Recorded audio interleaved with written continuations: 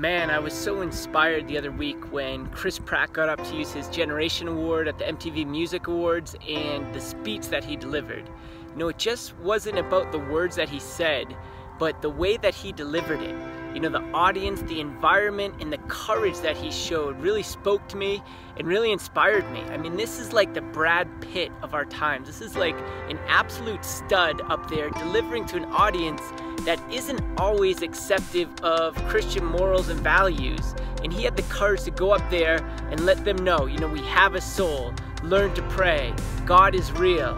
It was so inspiring me. It reminded me of Nietzsche, Friedrich Nietzsche, the great philosopher, about 350 years ago, when he comes down and he says, you know, God is dead. And he made this proclamation because that's the way that the culture was heading. And now, in 350 years later, we have Chris Pratt, an absolute stud, who gets up at the MTV Music Awards and said, God is real. And it was so powerful and inspiring and encouraging to me. At Be A Ministries, we're all about living the gospel boldly, encouraging people to express their faith, to not be ashamed of the gospel, to live it, to be courageous, to be fierce, and to be holy. You know, and that's exactly what Chris Pratt did. And these are the 9 rules that he encouraged young people to live by. He said, number 1, breathe. He said, you have a soul. Rule number 3, don't be a turd. Chris Pratt's rule number 4, he gave us instructions on how to give medicine to a dog.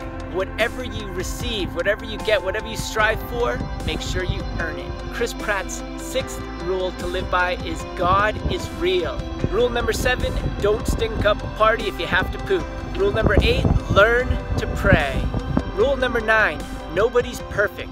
Not only did Chris Pratt speak truth to an audience that may not have been always receptive to that message, but he did it in a charitable way, and he was funny, he was witty, he was clever, he was courageous, and that's what we need to be as Christians. We can't be ashamed of the gospel. We have to live it, we have to proclaim it in everything we do, and not be afraid to stand up, be courageous, be bold. Don't be ashamed of the gospel, be fierce, live the gospel boldly, be a beast for Christ, be a saint. God bless you guys.